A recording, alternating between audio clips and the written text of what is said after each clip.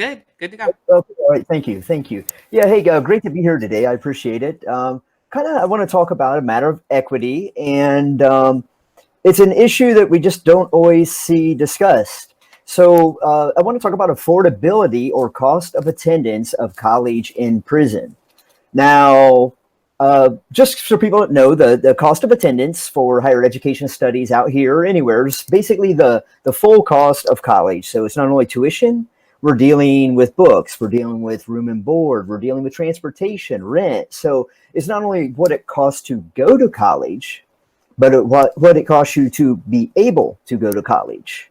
Now, when we're talking about higher education in prison, it might seem odd to talk about cost of attendance or affordability when, tuition, books, and even room and board are paid for. Yet when I was incarcerated, I served 26 years, and for 12 years, I was able to coordinate or run the on-site prison program at a maximum security facility. And as that clerk, we would always end up losing potential students in enrollment and current students, loss of retention. And what it came down to is they could not live on a student wage. Okay, now when we talk about affordability anywhere, but particularly in prison, there's several what I call moving parts of affordability, a lot of different variables. So, part of it, of course, comes into just cost of living. What do you have coming in? What do you make? And what do you have going out? So if we look at the moving parts of affordability, let's do earnings first, okay? So what it comes down to is in all but like 5 states, individuals that are incarcerated do earn money. They do make money. And what it comes down to is students often earn a lower wage than they would in a DOC job or an industry job, which makes even more. So what, it comes down to then is we have pay scales and students are a lot of times on the lowest end. Okay. And then secondly, that's what's coming in. Let's look at what's going out. So expenses. A lot of people don't realize this, but living in prison is not free. Living in prison is not free. So particularly during mass incarceration, the overcrowding, where prison budgets started exceeding educational budgets for states, but that's expensive. And what they started doing is called cost sharing. So the cost, the onus of certain expenses were starting to be foisted or shifted upon the prison population. For instance, they just tried to streamline budgets all the way around. One thing they did is privatize food industry. Well, smaller portions, more unappealing. The research shows that you were 6 times more likely to get a foodborne pathogen. So what it comes down to is people had to use commissary more. Even if it's only a 22-cent soup a day, that's still 22 cents. When I was a college student, we were making 15 cents an hour. So then the next thing is like just basic necessities, more and more of that, your soaps, your shampoos, a stamp, coffee if you wanted, triple antibiotic ointment, shower shoes, things of these natures were on commissary now. People had to pay for them themselves. Then it came to medical. They had copays. Then the pharmacy, if you wanted prescription copays. And then we can't, as higher education practitioners, be guilt-free from this necessarily either, because what happened is FAFSA forms a lot of times had to be printed, paper. Now we're dealing with how many pages were the old forms and, 10 cents a copy. Some people couldn't afford it or they didn't have the money during that period they needed it. So, in sociology, we talk about strain theory. And one thing is just classic strain theory. What it says is, there's a limited number of predictable outcomes. It's pretty simple. So if a person has access to wealth, they don't experience the strain. They either came in with wealth or they have family and friends who are putting money on the books.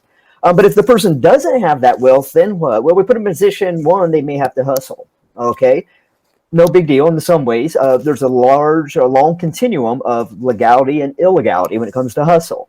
But nonetheless, we're putting people in those decisions where they're going to have to do extra work, or they're going to come in a position where they're going to have to decide where they want to be on that continuum of hustle. But then 2 or 3, we might have just people who do without. And these are the people in the dorm who's like, oh, wow, here he comes again. He's going to want to bum a shot of coffee or a stamp or a soup or whatever. And so always putting people in the positions where they're just doing without. I've known people that have had to cut their hair because, they couldn't afford shampoo as a college student. And then lastly, the worst scenario, which is what I was seeing, is people are going to avoid college or they're going to drop out. Again, loss of enrollment, loss of retention. there's what I call the affordability threshold. You know, as it gets lower and lower with the student wages, then we're going to lose them to the higher paying prison jobs. And it's not like it's a lot of money, but inside it is a lot of money. So, you know, you might ask me, say, hey, Jarrod, this is like one program in one state that you're talking about. So what, you know, is this elsewhere? Absolutely it is. It's in the literature, even though a lot of times it's only like a sentence, sometimes literally a footnote, but it's there. And it's discussed. And what's interesting is, rather than going into the literature, perhaps to keep this brief, is in some places they found out two ways that this is a problem. One, they found out before the program was instituted. People ran focus groups, and they spoke with the directly impacted. They spoke with the currently incarcerated people on the ground floor, and they said, hey, look, if we're students, we're losing a loss of working wage. Well, then they were able to rectify it. They were able to come up with a solution because they spoke to the directly impacted before they instituted a program. And then they came up with incentive pay for, this is Vera's second chance Pell pathway project in North Carolina. They were able to come up with solutions with incentive pay for attendance and for the grade, the GPA that they would get at the end of the semester. So it ended up helped with enrollment and retention. But then some of these other places, there's a study by Winterfield, the late Winterfield in 2019, the Urban Institute. They did a study of basically just program evaluation. 3 out of 4 places mentioned in the same questions, so same research questions every place, 3 out of 4 sites mentioned that this was a problem. And it wasn't like it was a direct question asked even. They were just like, hey, if you had any other advice or what other barriers are you seeing? And this came up 3 out of the 4 times. And we have record, we know other places, Allan is getting ready to come up. He knows as well with Vera. I mean, this is an ongoing problem, okay? What I want to say is this is a clear case of equity. We have a clear case here where people are avoiding college because they can't afford it or they're dropping out. And of all places for this to happen, where we're finally getting social inclusion from the socially excluded, and then we're dealing with a matter of equity over really a small amount of money. Okay, now this is not much different than the free college or the debt-free college debates that are going on out here, because even if you get free college, you're still dealing with cost of attendance. So, you know, this is an issue that's happening outside, and this is an issue happening inside. And just in closing, I want to say, you know, kind of before now, we've had so few college seats throughout the nation that we were just happy to fill them, right? We were just happy whoever got in them and didn't necessarily care who did not. But now with the return of the Pell Grant in 2023, we're going to have a lot more classrooms and a lot more seats. And we're going to fill them. We'll probably even have waiting lists. But where we were never concerned before necessarily who got in them, now we have to be. And the question we always have to ask when it deals with equity is, who is missing? So we have to look at not just who's in those seats, but who is not in those seats. Thank you.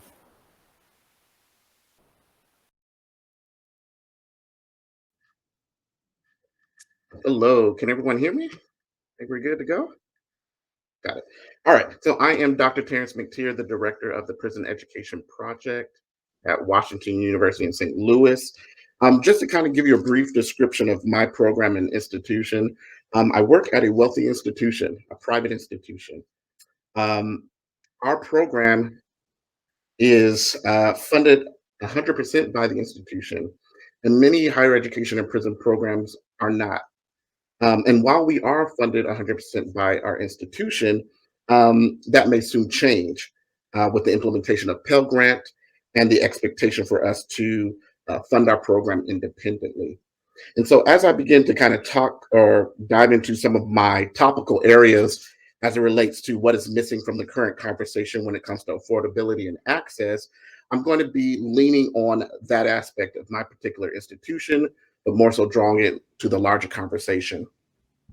And so the first thing I want to talk a little bit about is funding models. Why must higher education and prison programs rely on funding, grants, and donors to provide an affordable and quality education?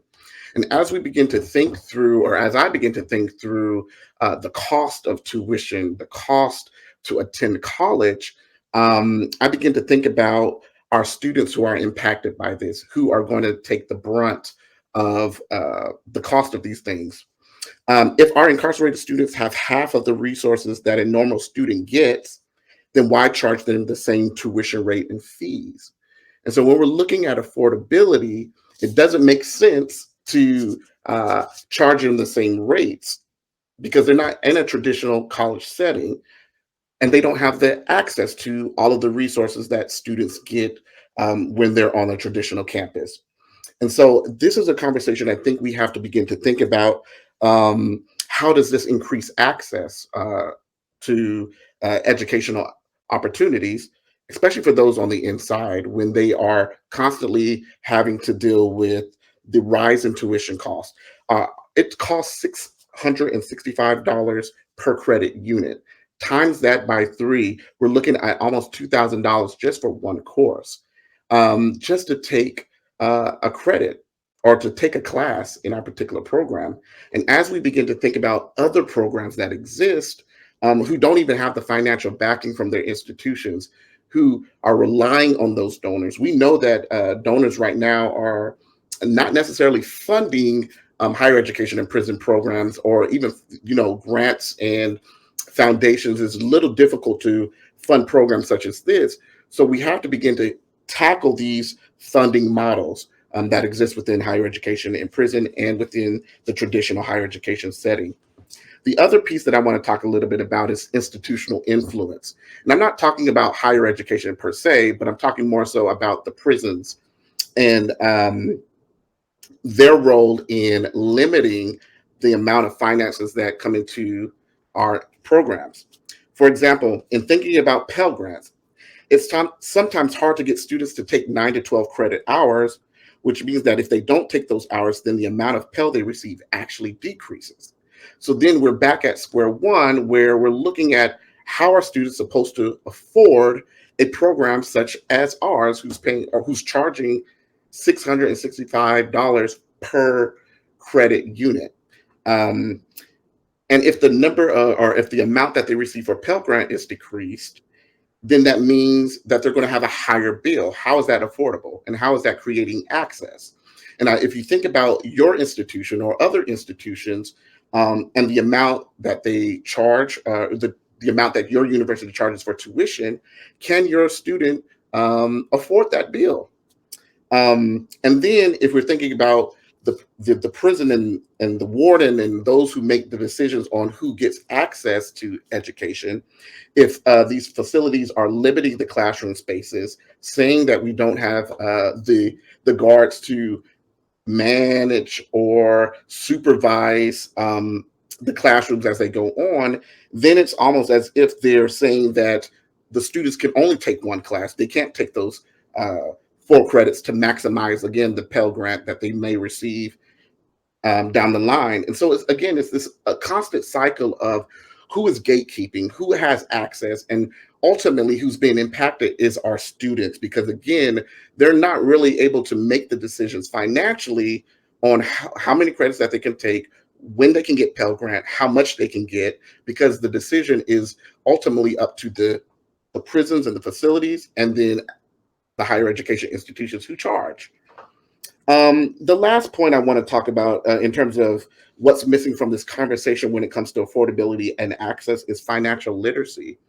Out of all of these things, we don't do a good job in relaying the information to our students on once they're released, right? They're so accustomed to receiving everything for free, right?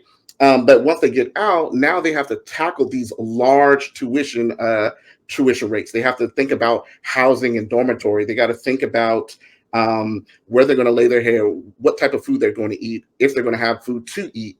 They got to think about books and a host of other things when it comes to the college experience. And sometimes it seems as if we unprepare our students to re-enter society, which then deters them from coming to the college campus. And so as I think about what is missing from these conversations, I think it's important for us to think about challenging our institutions to rethink the funding model, rethink the way we are charging tuition for students who are incarcerated, who don't have access to those resources, thinking about the institutional influence on who um, on how these institutions can dictate when students can go to classes and when they can't, which ultimately impacts the amount of Pell Grant they get or receive. And then that financial literacy component, once they are released and they're faced with this huge bill, we've been covering all of these things, but now how do we make sure that we relay this information to the student and prepare them the best way possible? Thank you.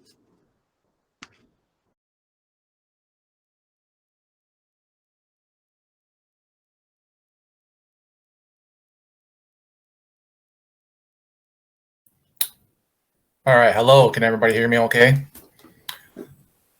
Awesome.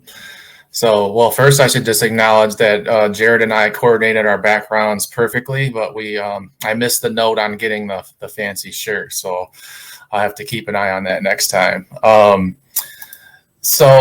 afternoon, everybody, and thank you for the opportunity to be here today. And thank you for the comments of my fellow panelists. For me, this is really a full circle conversation. I once was incarcerated in the state of Michigan, and at that time and leading up to my release in 2009, college and prison was not an option for me. Vocational programming of any consequence was not an option for me. So when I went home, after getting my feet under me, which was no easy task given the doors that were closed in my face due to background checks, I enrolled in a social work program in a community college. And that quickly elevated my interest in systems change, and faculty there encouraged me to continue my pursuits. Soon the door almost closed on me again due to more background checks when I tried to enroll at a university.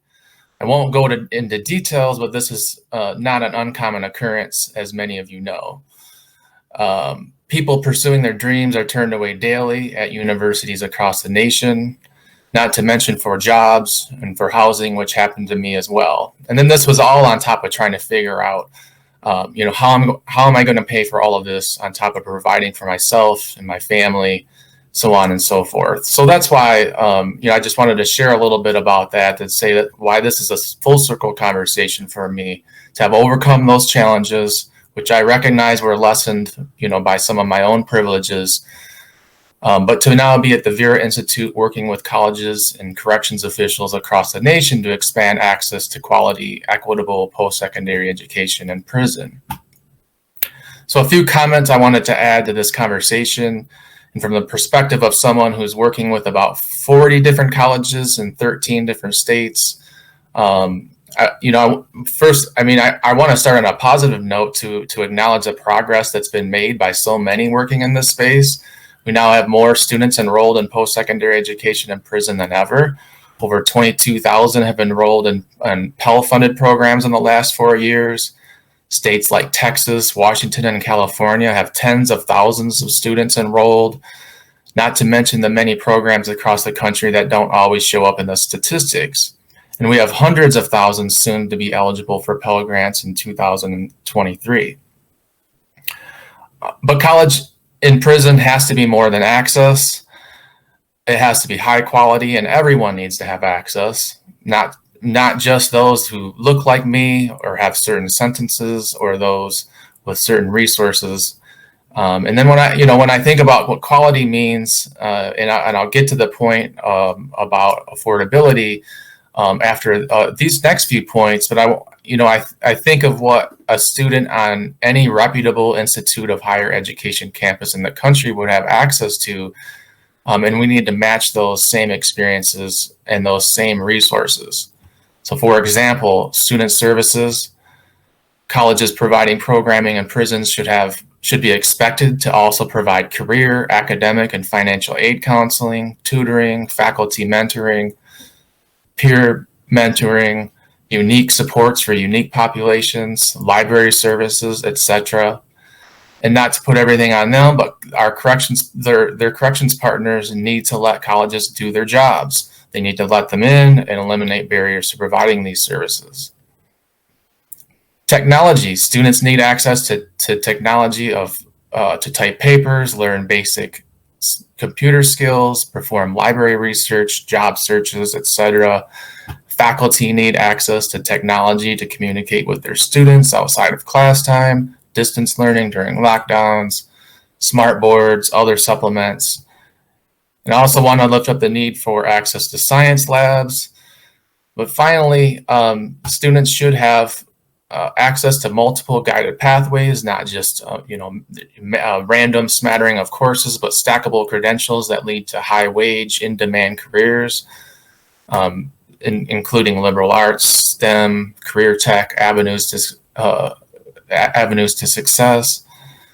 And to the point of equity, we definitely need to be looking at taking a closer look at gatekeeping mechanisms such as placement testing and prerequisites that have a disproportionate negative impact on students of color and low-income students. So I want to just lift back up some of the comments that Jarrod made about students affording the time and the resources while incarcerated. It's not free to be incarcerated. I think that's a very good point. It's not being talked about enough. And so it's not free to take part in these opportunities. And it can be things as seemingly simple as not having access to paper and writing utensils, or needing to choose a job earning pennies on the hour to support yourself or your family over an education. So, but to bring this all together, and what I'm getting at here is sort of piggybacks on Terrence's comments. It's not free to provide all of these services. We can't depend on Pell Grants or even adding in state financial aid to cover all of these things. So the point is, we can't just get students in seats. Colleges have to provide that full college experience, but it's not free to them to do so. And so, corrections departments must reinvest savings from having education programs into expanding education programs and infrastructure. States need to do better supporting their education institutions. And where we have those wealthy institutions, public or private, institutional, and some of this is happening, institutional investments in reaching everyone, not just those who have dodged the carceral system. So just to wrap this up, I wholeheartedly agree with Dr. Ritchie that all of this isn't enough. We need to close the carceral systems and ensure people have access to resources necessary for success at the beginning of their journeys, not after society has failed, and we have to do this all on the back end. So once again, thank you, and that concludes my comments.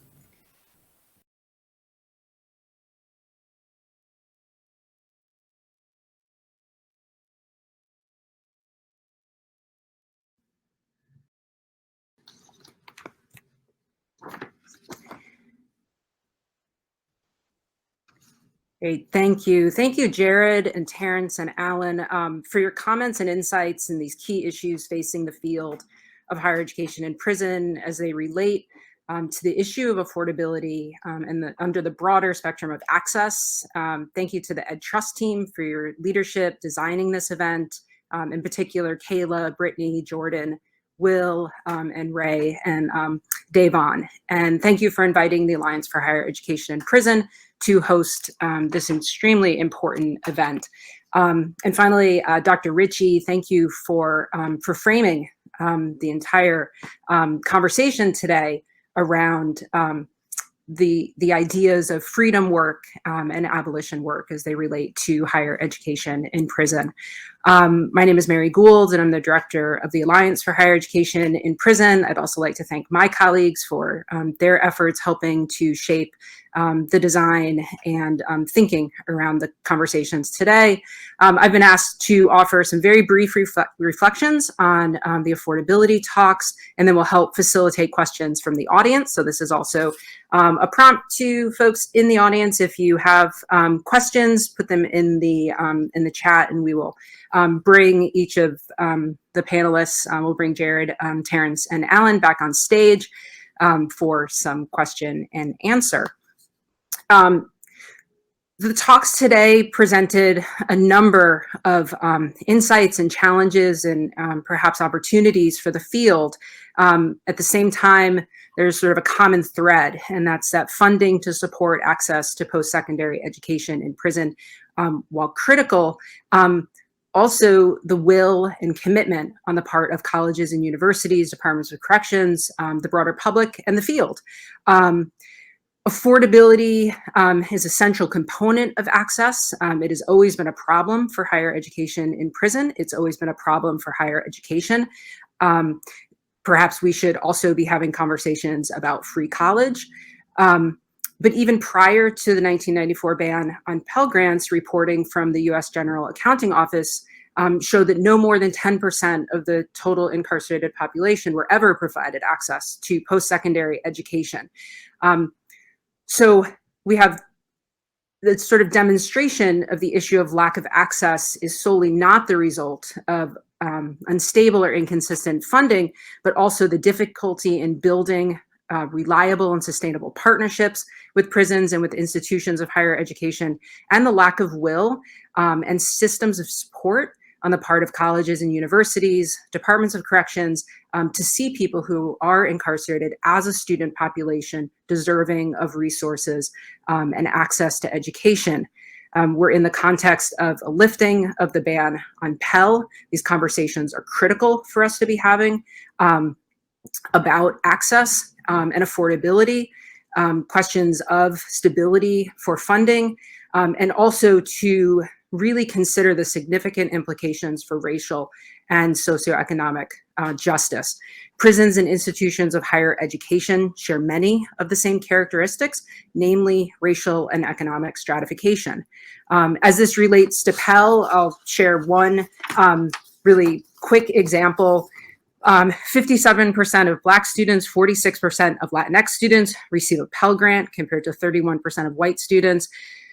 Yet 63% of Pell Grant recipients attend colleges or universities with average spending per student of less than $15,000 a year, while just 5% of Pell Grant recipients attend colleges or universities with average spending of more than $50,000 per student.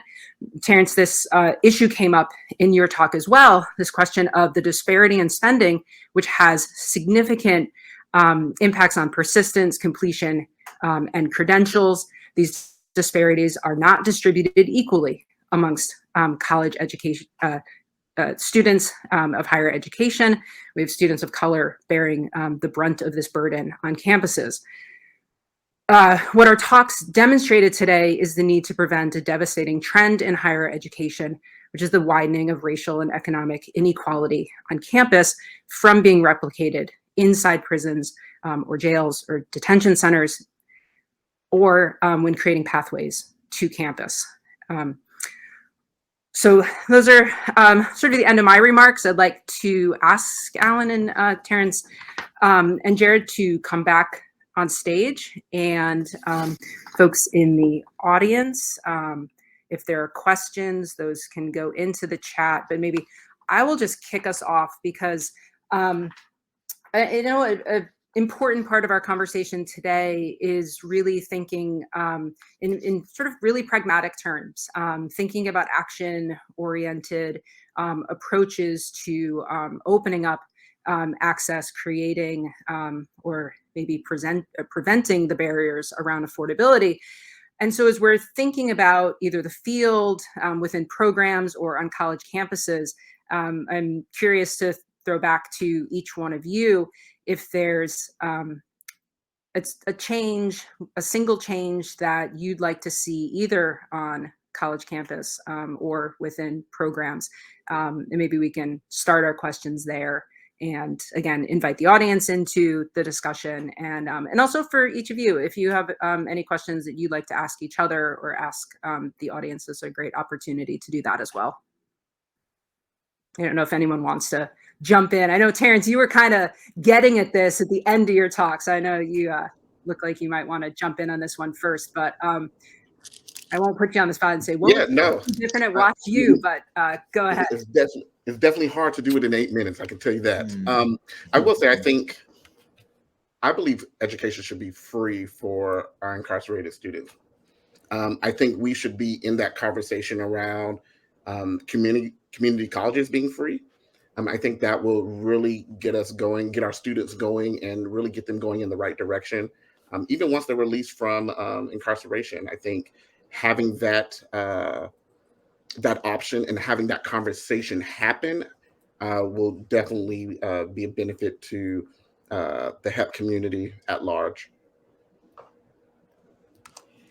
Yeah, I'd like to make maybe just two quick comments. I think one, on the inside, we need to look at Pell Grants coming back. And again, as we said, that's not enough, but in and of itself, if we need more seats in colleges. So are the prisons, I feel like they need to really focus on expanding their actual rooms or number of rooms. Again, it comes down to number of seats. I feel like, are they prepared for what's getting ready to come? Is there funding that could be available that they can actually appeal to for building? I mean, if they start now, they could actually increase the, expand the educational settings.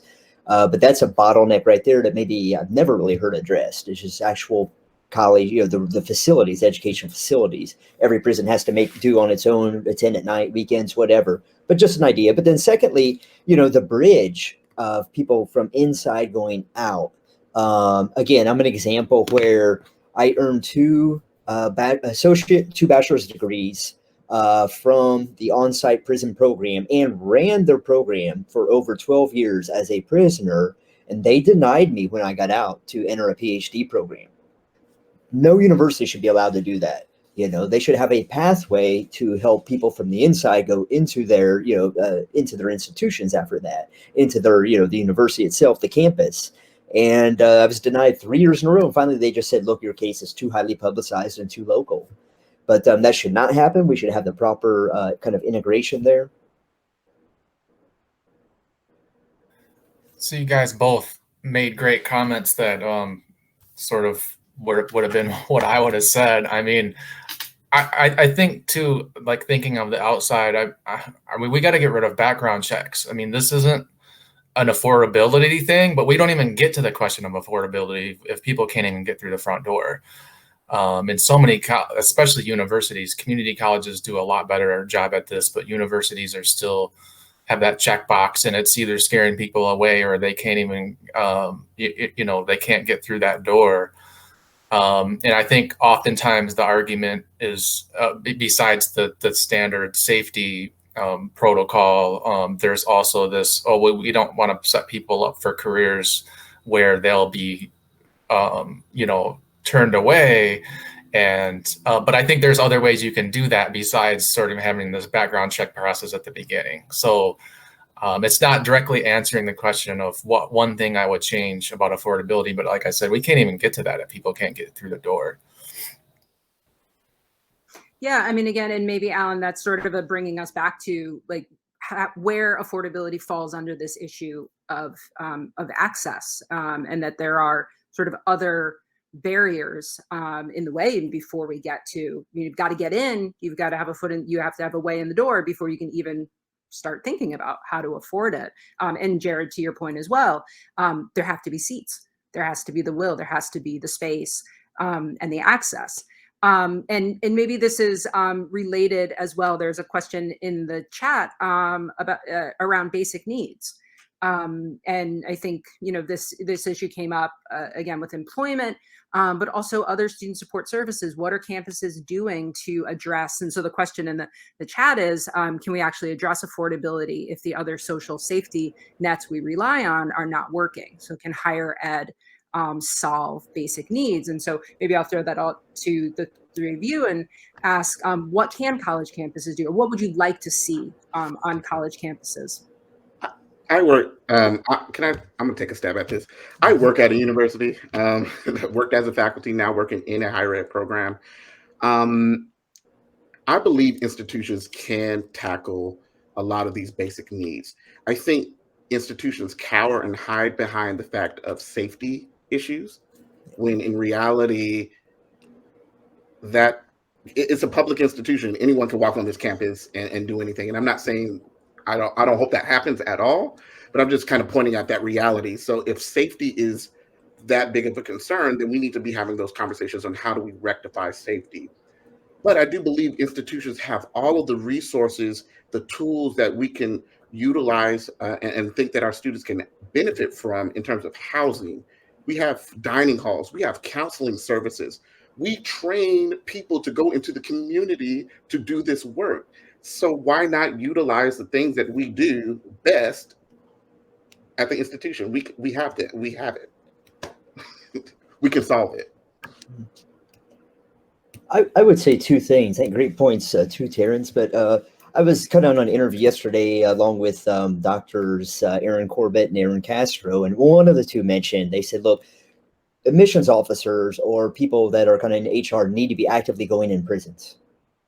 And, so not just as an act of social justice. I mean, I'm in New Orleans. This is the carceral center of the world for during the era of mass incarceration. If nothing else, for an act of social justice, they should be doing that. But nonetheless, we want to bridge that gap. They need to be actively going in prisons to help start bringing, setting up that direct line for people coming out. But then, too, one of my fellow justice policy fellows, I guess you call him, Patrick Rodriguez, makes a good point that, when people check that box versus it being a risk assessment, it needs to be affirmative action. It needs to be like, oh, how can we help this individual? How can we assist this individual? Let's find out, first of all, let them know that all the resources of the university are available to them.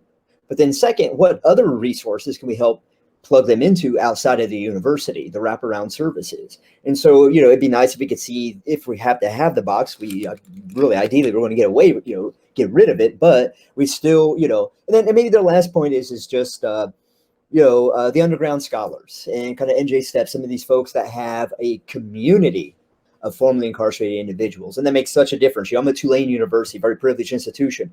My background generally is not what the others around me has been. I'm in other groups that are meaningful to me, like a group of formerly incarcerated, a peer support group. But it would be nice to see these kind of groups actually part of campus, integrated to campus, where these services could be provided.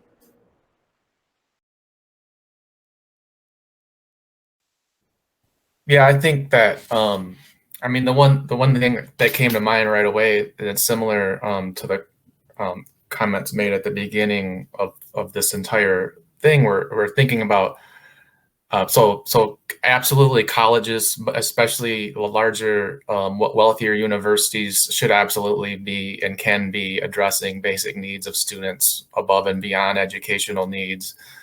But it's frustrating to see institutions that's not necessarily their role having to fill roles that should be filled elsewhere.